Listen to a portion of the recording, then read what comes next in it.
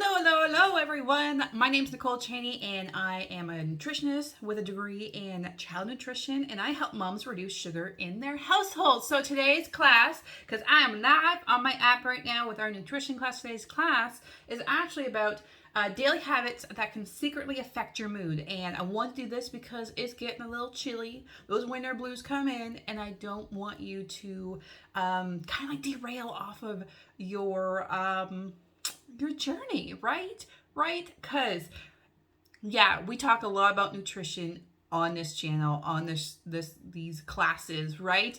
But I'm a firm believer that if you do not change your habits, doesn't matter how much you know about nutrition, it ain't gonna stick. It ain't gonna happen, right? So habits are super important, and we're gonna go over just a few that can kind of derail your mood a little bit, because who wants that, right? You want to be all happy and spunky just like me. All right, so the first one is you wake up and you scroll. Who wakes up, grabs their phone and scrolls, right? There's so much negative activity on social media, on your phone. So the best thing to do is not touch your phone for a full hour that you're up, okay? I know that is like super hard for me when I'm always like checking on my comments on all my social media platforms. I want to make sure I'm talking to everyone, I'm connecting with everyone. It is really hard for me to just like not do that and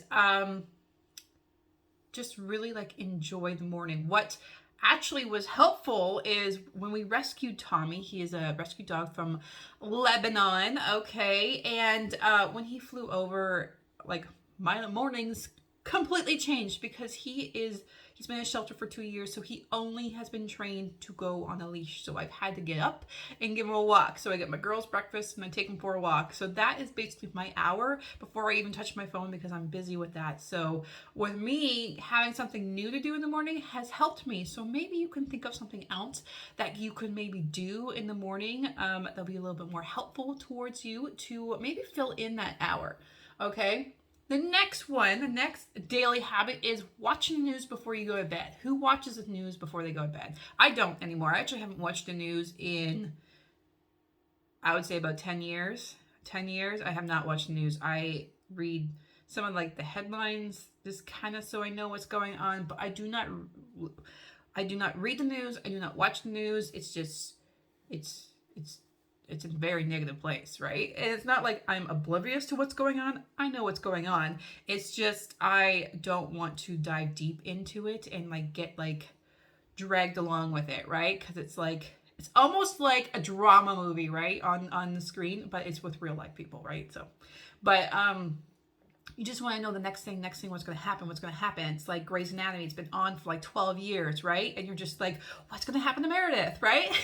That's basically what the news is about, some stories, right? So let's not watch it before you go to bed because that can actually get you stressed out and give you problems sleeping, okay? If your mind is just kind of like going on it can actually prevent you from sleeping. So getting 6 to 8 hours of sleep every single night is a great habit to try and form. So watching the news before bed, let's not do that. Let's not do that. So you can get the best sleep possible, okay? The next one is, I've never had this problem because I hate coffee, but having coffee before you put something in your stomach, okay? And a lot of people do that. But caffeine intake spikes your anxiety. Okay, if you didn't know, I am actually completely caffeine free, and we're sugar free in this house. We don't have any caffeine or sugar because I actually had severe anxiety. And when I switched my diet, I still have anxieties, but it's not crippling. Okay, like it was literally crippling. It wouldn't allow me to go outside sometimes. It wouldn't allow me to do things with my kids because my anxiety would go so high. And I took caffeine out, I took sugar out, and those are the two big things that raise your anxiety, right? Levels, especially if you have caffeine on an empty stomach. And you know what? I'm like, if you watch me on Instagram, I'm everywhere now, okay? And I take my kids everywhere, and my anxieties have actually lessened. So caffeine in the morning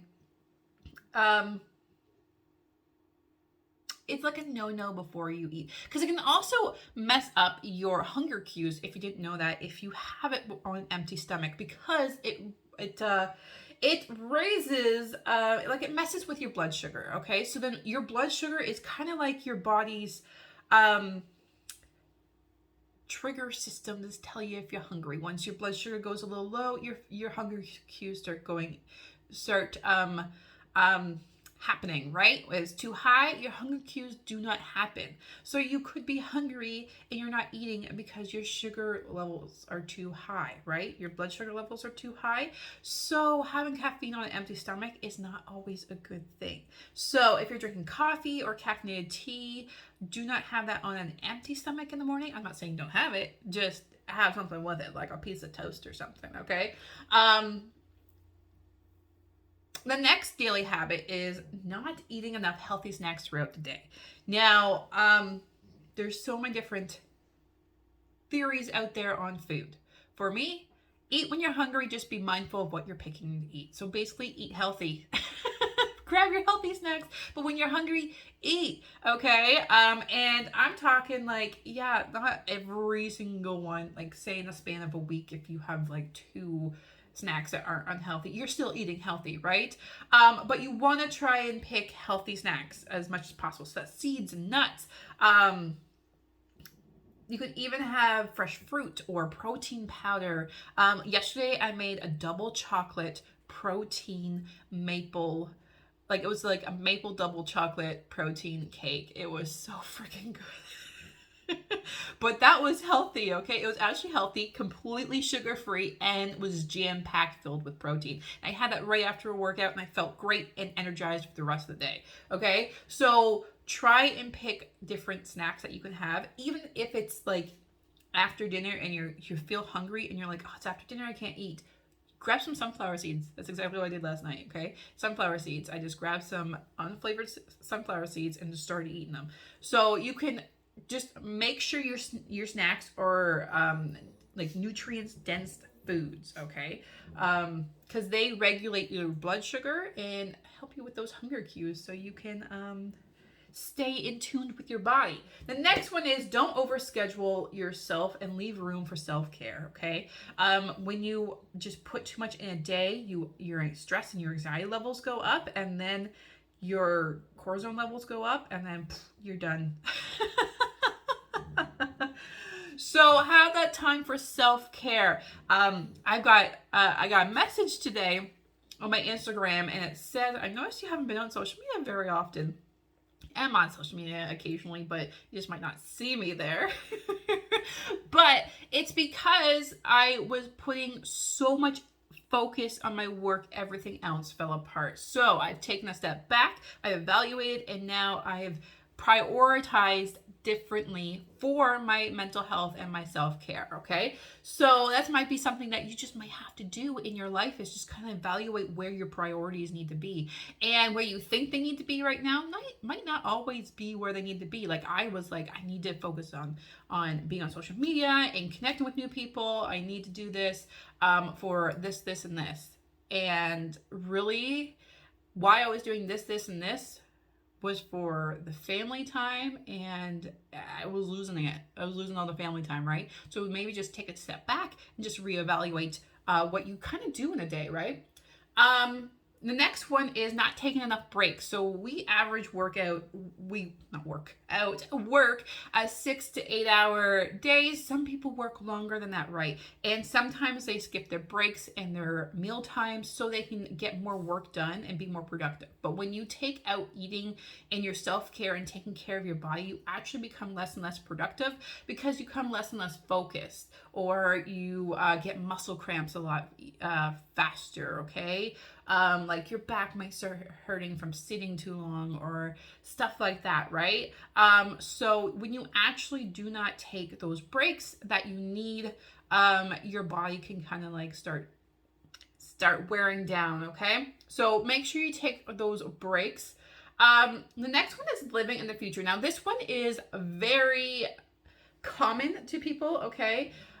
Because they obsess over past events, okay? Or preparing for future obstacles, but they do not live in the present.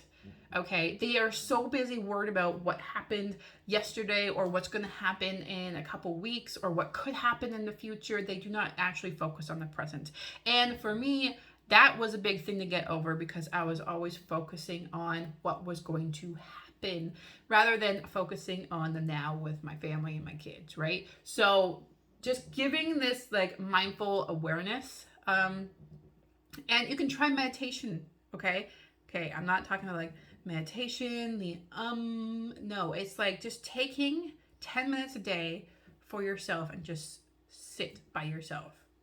Just sit by yourself. You don't have to have any like meditation music on. You don't need to have someone saying a meditation to you. You just need to sit there with your thoughts for 10 minutes because I bet you haven't done that in a very long time.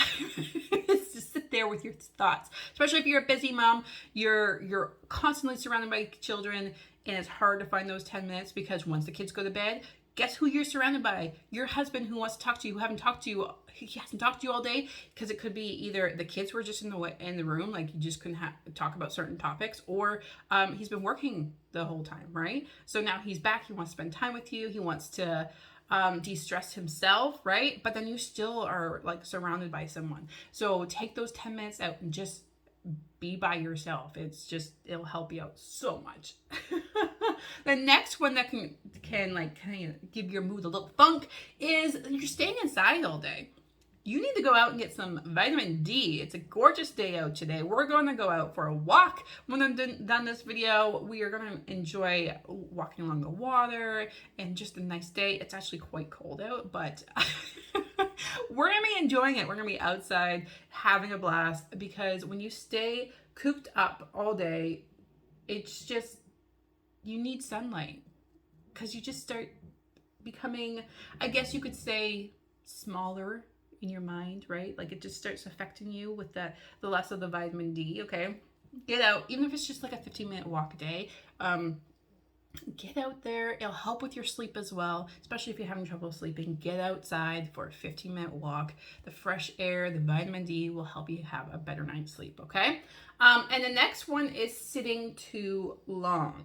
Okay, our bodies are designed to move. Okay, when we sit too long, it can impact both our physical and mental health.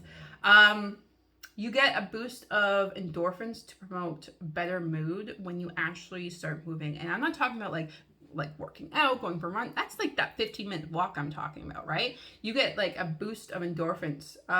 So if you are not used to like going outside for walks or just like being a little bit more active, getting off the couch, because who has a desk job? I would love to know down in the comments who has a desk job. Okay, and you're like exhausted from work. You come home, you might cook supper for your kids, but then you sit down and eat supper with your kids, and then what do? You sit down in the evening time to relax and watch TV or like read a book. So whatever you do, right? To unwind at the end of the workday, right? Well, that is a lot of sitting. So make sure you get out and walk around, get some exercise. For me personally, no matter what day it is, what I'm doing, how busy I am, how long I've sat, I have a goal of 10,000 steps every single day. There's no way around it. There's no day I do not hit 10,000 steps. There's days I hit a whole lot more than that, but there is just, it's a 10,000 day step minimum. And if you give yourself a goal, something like that, when there's just no question you have to hit it, it starts to change and get you a little bit more moving and motivated, right? But those are the tips I have. I'll just go quickly over them while I'm kind of like gathering all of them right now. I did mention I was live in my app. You can actually get in my app with the link below. If you're watching this in the replay, you're not actually in my app yet.